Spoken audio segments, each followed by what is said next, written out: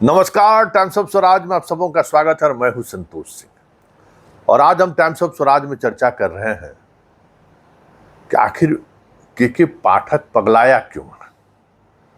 देखिए, ये एक गंभीर सवाल है और हमें लगता है कि इसकी गंभीरता को आपको भी समझना चाहिए कि एक अधिकारी आखिर उसके अंदर इतनी ताकत कहां से आई हुई जो इस तरीके से वो बेलगाम हो गया है। जब आप इस पर गौर करिएगा तो आप महसूस करिएगा कि जितने भी अधिकारी हैं इस सिस्टम में वो सारे के सारे बेलगाम हैं। उस पर लगाम लगाने के लिए विधायिका, जुडिशियरी, मीडिया, हर कोई काम कर रहा है। मतलब व्यवस्था बनाई गई है इसी पर कंट्रोल करने के लिए। ये जो है ना, ये शेर है, खुला शेर।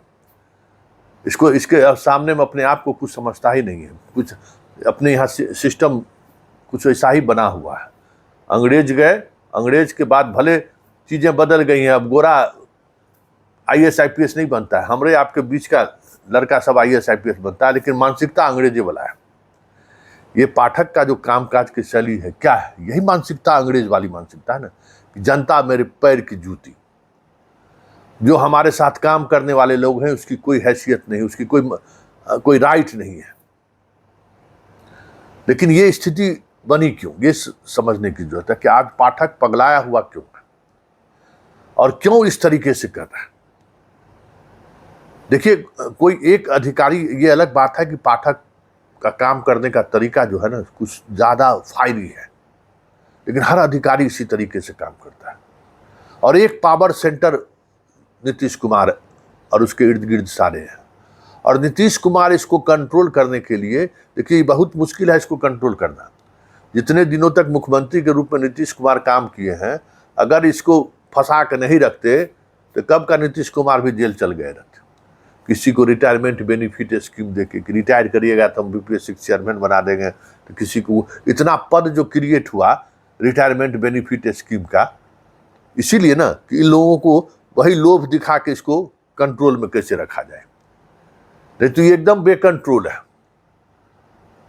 इसलिए जितनी भावनात्मक बातें आप कर रहे हैं, तस्वीरें भेज रहे हैं, वीडियो भेज रहे हैं, उन सब का कोई मतलब नहीं है। शिक्षकों के वोट से चुने गए प्रतिनिधियों को आप कह रहे हैं कि 24 घंटे के अंदर में ये बदलाव नहीं हुआ तो फिर हम आपको ऐसी की तैसी कर देंगे। कुछ नहीं है, उसकी कोई हैसियत नहीं है। ट्विटर पर हैशटैग चलाने की बात हो रही है कि हम लोग हैशटैग चलाएंगे, सारे शिक्षक चलाएंगे, लेकिन इससे पाठक पर कोई दबाव बनेगा, ये हमें नहीं लगता है कि ये चीजें होंगी।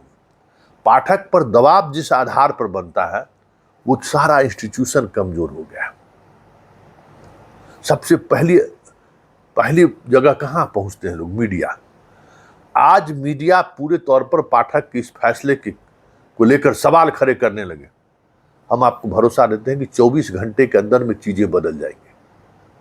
आज मीडिया क्या खबर चला रही है, कहां खड़ी है मीडिया, किसके साथ खड़ी है? तो फिर जब हम बात करेंगे तो आपको बड़ा दर्द होगा। हम देखें कि इस हाल के दिनों में जो हम पॉलिटिकल चीजों को जब हम उठाने लगे हैं तो इस तरह की प्रतिक्रिया आनी शुरू हो गई है जो हम उम्मीद करते थे कि प्रतिक्रिया आएगी ही आएगी। चैनल पर भी स्ट्राइक लगाने की कोशिश शुरू हो गई है, चैनल पर स्ट्राइक करिए। और वो सभी लोग में अधिकांश वही लोग हैं जो शिक्षा से जुड़े हुए हैं, शिक्षक भी हैं।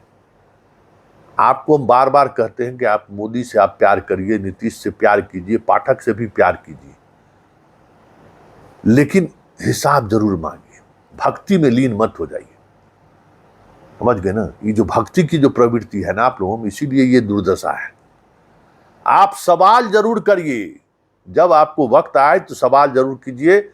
चुनाव के दिन जिसको वोट देना है वोट दीजिए, किसी की वकालत मत कीजिए। जो सत्ता में है उससे सवाल करिए। और यही जो तरीका है ना, इसी तरीके के बदलाव की वजह से ये दिन देखने को मिल रहा है। पाठक कहीं लंदन से नहीं आया है, कोई ईस्ट इंडिया कंपनी उसको लंदन से नहीं भेजा है, हमारे ही आपके बीच का पाठक से निकला है ना पाठक। तो क्यों पाठक आज इस तरीके से दहाड़ रहा है और क्यों पूरा सिस्टम पंगु बना हुआ है। जो आदेश जारी करता है उस आदेश का अनुपालन आप सुनिश्चित करते हैं।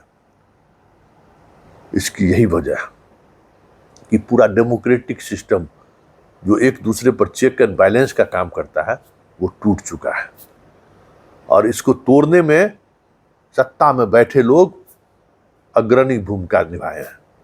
इसलिए सत्ता से सवाल हम करते हैं, सीधे तौर पर सवाल करते हैं, और हमारी जितनी ताकत है उन ताकत के सहारे हम फाइट करते हैं। आपको अच्छा नहीं लगे ये अलग बात है, हमारा यही तरीका रहा है।